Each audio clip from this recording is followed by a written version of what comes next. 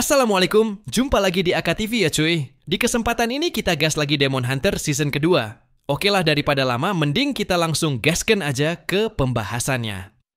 Di cerita sebelumnya, kita diperlihatkan saat dimana Liheol mengkomandoi ribuan kesatria paladin untuk menyerang Demon Freyja yang sebelumnya telah menunjukkan jati dirinya. Di saat yang sama, sumber media yang telah mengetahui kejadian tersebut langsung menayangkan siaran darurat untuk semua penduduk mengenai kemunculan demon tingkat atas. Meskipun media belum bisa mengetahui situasinya dengan jelas, tetapi banyak rakyat sipil non-player yang dikabarkan hadir di tempat kejadian. Untuk mengurangi rasa kekhawatiran ini, media secara terang-terangan meminta seluruh penduduk yang berada di area tersebut segera melakukan evakuasi. Dan untuk kelancaran proses evakuasi ini, Ordo Paladin terlebih dahulu memprioritaskan keselamatan para rakyat sipil. Walaupun untuk melakukan evakuasi tersebut tidaklah mudah, karena serangan bertubi-tubi dari tentakel Demon Freyja yang sangat banyak. Namun para pasukan tetap berusaha menahan setiap serangannya, meski harus mengorbankan nyawa mereka. Melihat bagaimana alur dari pertarungan ini, membuat Liheol cukup lumayan kesal. Ia kira mengandalkan Ordo Paladin saja sudah cukup untuk mengatasi Demon Freyja. Tapi nyatanya, mereka sudah kelelahan hanya dengan mengevakuasi rakyat sipil. Bahkan satu persatu dari pasukan Paladin ditumbangkan dengan sangat mudah. Di samping itu, Demon Freyja juga rupanya merasa sangat bosan, karena sejak tadi cuma bermain-main dengan para Paladin, sedangkan dirinya ingin segera menghadapi Liheol. Untuk memancing Liheol yang cuma menonton, dia mencoba melontarkan provokasi yang meremehkan, sekaligus menghina, agar Liheol segera maju menghadapi dirinya. Provokasi itu juga ternyata menimbulkan kekeliruan pada si Paladin, sehingga membuat si Paladin kurang yakin bahwa Liheol merupakan bagian dari Aksan. Memahami dampak dari provokasi tersebut, Liheol sontak menyela perkataan dari demon itu. Kemudian dia menunjukkan kemampuannya sembari mengatakan bahwa dirinya cuma memberikan kesempatan pada para Paladin untuk menunjukkan harga diri mereka. Dan tentunya mereka pun memahami maksud perkataan Liheol yang ingin memberi mereka kesempatan untuk berdiri kembali. Tetapi bagi Demon Freyja, tindakan Liheol dia anggap sebagai sikap arogan, seolah dirinya tidak pantas untuk menjadi lawan Liheol. Merasa dirinya telah diremehkan, sontak membuat dia murka dan langsung melancarkan serangan yang cukup kuat terhadap Liheol, hingga membuat si Paladin terlihat panik melihat dampak dari serangan itu. Lalu dengan bangganya si demon mengatakan, jika nama aslinya adalah True Name Demon Neverpit, yang telah membangun kekuatan menggunakan pengaruh gereja. Kekalahan bukanlah opsi bagi dirinya, karena dirinya adalah penerus dari Great Evil dan ahli waris yang sesungguhnya. Namun tanpa diduga, Liheol ternyata masih bisa bertahan dari serangannya, dan terlihat mampu memotong semua tentakelnya cuma dengan sekali ayunan pedang, sebelum sempat si demon menyelesaikan perkataannya. Dan hal ini tentunya membuat dia amat sangat terkejut. Seolah tidak percaya, serangan kuatnya sama sekali tidak dapat menyentuh Liheol. Lalu dengan santainya Liheol membersihkan debu di bajunya sembari menanyakan, apakah kau menyebut dirimu Hig Demon Lord karena ini? Seekor ikan kecil yang beruntung, yang tumbuh tersembunyi di dalam gereja Dewi, kini menjadi terlalu sombong. Kau sungguh arogan dan tidak tahu martabatmu, ucap Liheol yang seakan membuat si demon merasa dihina, sampai tidak bisa lagi menahan amarahnya.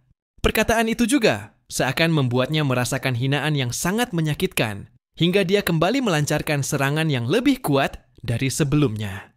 Ini adalah tiruan kasar, tapi akan cukup untuk ikan kecil sepertimu, ucap Liheol sembari memanifestasikan magis es, yang baru-baru ini ia pelajari. Tetapi walaupun baru dipelajari, ia sudah mampu menggunakan Absolute Zero, magis es tingkat tinggi milik Xenios, yang secara seketika mampu membekukan seluruh tubuh si demon dalam waktu singkat. Tidak cuma membekukan seluruh tubuhnya, tetapi demon itu juga tidak mampu menggunakan kekuatan yang dia miliki. Bahkan sekuat apapun dia meronta-ronta, es di seluruh tubuhnya sedikit pun tidak dapat dipecahkan. Demon bodoh yang terjebak dalam dunia kecilnya sendiri, sebaiknya menjaga mulut, ucap Liheol sembari mengepalkan tangannya. Dan tepat setelah Liheol mengepalkan tangannya, seluruh tubuh demon yang awalnya membeku, seketika menjadi hancur berkeping-keping, hingga membuat si demon mengeluarkan teriakan sakit yang sangat keras. Dalam keadaan ini, dia hanya memasang tatapan tidak percaya, menyaksikan bagaimana tubuhnya perlahan dihancurkan. Sekilas dia mengingat saat di mana dirinya masih seorang demon biasa, yang cuman pesuruh dari Great Evil Demon. Dulu sang Great Evil, secara cuma-cuma, memberikan wilayah Muwon atau kultus dewi kepada dirinya, yang tentunya membuat dia sangat senang. Alasan Great Evil memberikannya, yaitu karena dia tidak suka sesuatu hal yang merepotkan, seperti halnya perang suci melawan para Demon Hunter. Jadi dia lebih memilih mempercayakan wilayah itu kepada Demon Freyja, daripada harus mengatasi para Demon Hunter, yang menurutnya merepotkan. Mengetahui bahwa kultus dewi memiliki jumlah pengikut yang tidak terhingga, membuat Demon Freyja cukup senang, karena dia bisa memanfaatkan hal ini sebagai jalan untuk menjadi Great Evil selanjutnya. Namun pada akhirnya, dia justru malah dikalahkan oleh Demon Hunter sebelum bisa menjadi Demon Great Evil. Kekalahan ini tentunya membuat dia terjatuh dalam ketidakberdayaan, hingga dia dengan lantang mengakui kesalahannya terhadap Great Demon, demi mengharapkan Great Demon akan turun untuk membantunya. Bahkan sampai seluruh tubuhnya hancur, dia tetap berusaha meminta bantuan Great Demon, meski dia tidak mendapatkan jawaban yang ia harapkan. Hingga pada akhirnya, demon itu sepenuhnya musnah, dan Lee Hae-yeol telah berhasil mengalahkan True Name Demon Neverpit, yang sudah sejak lama menguasai kultus dewi dengan tipu muslihat.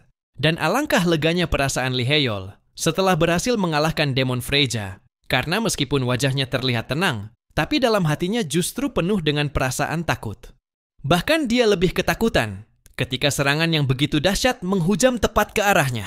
Untung saja dirinya berhasil menggunakan Absolute Zero, yang sudah ia pelajari dari melihat kekuatan Xenios. Tetapi yang lebih mengejutkan, ketika melihat ribuan pasukan kesatria Paladin secara serentak berlutut di hadapannya, memberikan penghormatan kepada keturunan terakhir dari Aksan. Peristiwa itu juga tentunya disaksikan langsung oleh cabang Asosiasi Arkana, yang mana hal ini membuat mereka sangat terkejut.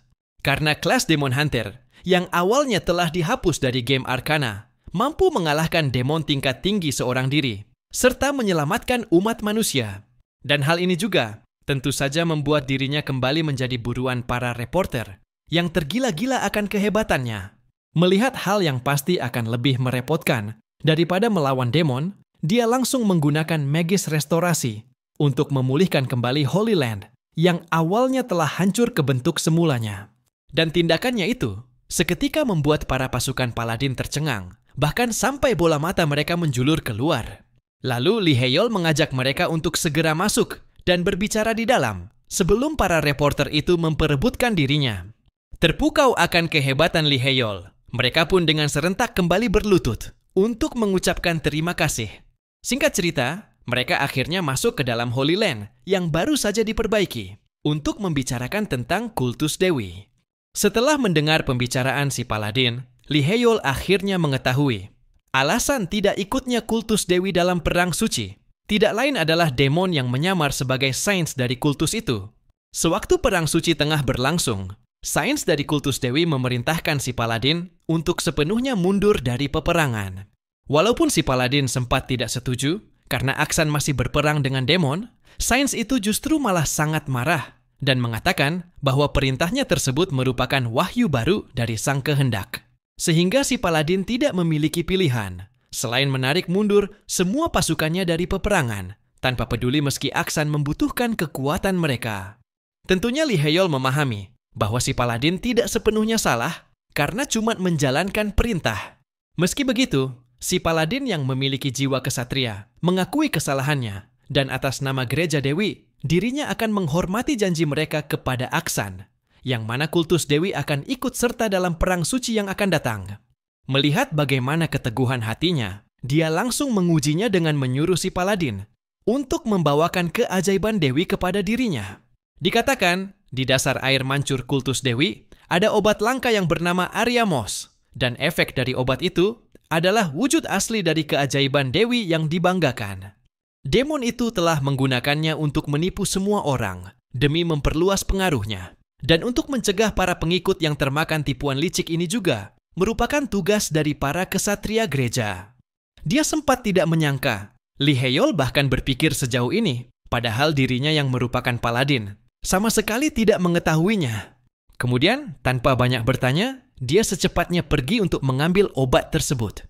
Belum lama semenjak perginya si Paladin, ia tiba-tiba mendapatkan sebuah surat dari Magus Tower. Dan singkat cerita, di suatu tempat dia tiba-tiba terlihat sangat lesu. Bahkan ia merasa keadaannya merupakan suatu krisis terhebat dalam sejarah. Dan ternyata, dia dan kepribadian Grenfell tengah beradu pendapat dalam menamai makhluk spirit. Lee Hae-yeol yang tidak setuju dengan saran nama dari Grenfell mencoba menyuruhnya untuk memikirkan nama lain karena mereka tidak akan bisa mengganti nama tersebut. Namun Grenfell yang bersikeras ingin memakai nama itu terlihat tidak menghiraukan berbagai protes dari Lee Hae-yeol. Dan pantas saja Lee Hae-yeol protes. Ternyata Grenfell memberi nama spiritnya Hayal Krisiat Four Season Leaf. Begitu namanya ditetapkan, rank spiritnya seketika meningkat menjadi unique spirit, serta kekuatannya juga kini telah meningkat secara drastis. Tapi di sisi lain, Lee Hae-yeol terlihat sangat terpukul, karena dirinya tidak bisa mengganti nama spirit itu dengan yang lebih cocok. Ternyata, beberapa jam sebelum Grenfell menamai spiritnya, salah satu senior magis dari Departemen Spirit memberi saran untuk menamai spirit yang telah menjalin kontrak. Karena spirit yang telah mengikat kontrak akan naik ranknya saat diberi nama secara resmi. Apalagi spirit Lee Hae-yeol yang bisa menumbuhkan benih pohon dunia atau yang disebut dengan World Tree. Tentunya Lee Hae-yeol yang termasuk orang awam dalam hal spirit merasa diingatkan karena selama ini ia secara asal menamai spiritnya. Tapi di sisi lain, ia juga teringat akan satu hal mengenai nama tersebut. Ia teringat jika Grenfell adalah karakter yang dirinya ciptakan di puncak masa gilanya oleh permainan game Arcana, ia takut penamaan Grenfell akan lebih buruk dari dirinya pada saat itu. Dan hal yang dirinya takutkan kini benar-benar terjadi, karena saking memalukannya nama yang itu, sampai membuat dirinya sangat menyesal telah menciptakan Grenfell. Dan lebih parahnya lagi, Grenfell tidak menghiraukan dirinya hingga dia terus menghantamkan kepalanya ke pohon untuk melampiaskan amarah, karena takut apabila semua orang mengetahui nama yang menurutnya sangat memalukan. Beberapa saat kemudian, keadaan berpindah ke kantor cabang Asosiasi Arcana, yang mana saat ini mereka telah mendapatkan bocoran mengenai update terbaru dari Arcana. Namun, hal ini seakan membuat mereka terlihat panik, karena di pembaruan kali ini, Arcana mengeluarkan 3 rift sekaligus, dengan tingkat progres yang lebih cepat dari biasanya. Rift yang pertama disebut sebagai Castile Rhythm dengan rekomendasi level 800 serta bosnya adalah Demon King peringkat ke-67, Amausias. Rift kedua yaitu Castile Dissolution, bosnya adalah Demon King peringkat 66 bernama Kimaris. Dan Rift yang ketiga yaitu Castile the Hunt, rekomendasi level 850, Demon King peringkat 64 bernama Flauros. Kemunculan 3 Demon King sekaligus dan juga rekomendasi levelnya yang sangat tinggi tentu membuat mereka sangat panik. Meskipun ketiga Demon King itu termasuk yang terlemah dari 72 Demon King dengan levelnya yang tinggi, para player sekalipun belum tentu bisa mengalahkan satu dari ketiganya. Menurut Ketua Asosiasi Arcana, pembaruan kali ini benar-benar di luar prediksi mereka, dan satu-satunya orang yang mungkin bisa mengatasi hal ini adalah Lee Hae-yeol. Tidak setuju dengan pendapat itu, bawahannya sontak melakukan protes, lantaran ia tidak yakin Lee Hae-yeol akan bisa mengatasi 3 Demon King sekaligus. Tidak peduli dengan protes dari bawahannya, Ketua Asosiasi langsung mengirimkan informasi itu kepada Lee Hae-yeol, yang mana hal ini dianggap menentang aturan asosiasi. Namun dia menegaskan bahwa keselamatan bumi sedang dipertaruhkan, jadi tidak akan ada yang peduli dengan aturan bodoh dalam situasi ini. Tidak hanya itu, dia juga menaruh harapan penuh kepada Lee Hae-yeol, yang ia yakini akan bisa menyelamatkan umat manusia dari invasi 3 Demon King. Dan tidak lama kemudian, informasi itu pun kini telah sampai kepada Lee Hae-yeol, tepat di saat dirinya sedang melakukan olahraga. Begitu selesai membaca rincian informasi dari Asosiasi Arcana, dia memutuskan untuk mempercepat olahraganya, karena ia juga tidak bisa meninggalkan rutinitas yang selama ini telah menjadi kebiasaan. Lalu setelah selesai melakukan olahraga, dia langsung memakai sejumlah item yang selama ini telah ia siapkan, termasuk juga jubah putih yang ia kenakan. Dirasa semuanya telah siap, dia memutuskan untuk segera berangkat menuju ke lokasi peperangan melawan 3 Demon King. Di saat yang sama juga, di kediaman Harkon, sebuah surat baru saja sampai ke tempat mereka.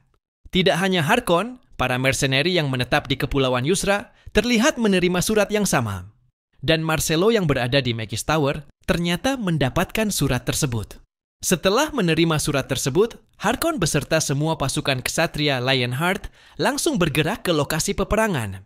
Dan para mercenary juga terlihat sudah siap menuju ke lokasi yang sama. Tidak hanya mereka, Marcelo juga ternyata mengerahkan semua magician senior yang dimiliki oleh Magus Tower. Ternyata surat yang tadi disebarkan tidak lain adalah surat yang telah mereka tunggu sejak lama dari Liheyol, orang yang akan memimpin garda terdepan dalam perang suci melawan 3 Demon King. Nantikan bagaimana kelanjutan ceritanya hanya di AKTV. Semoga terhibur dan sampai jumpa di lain waktu.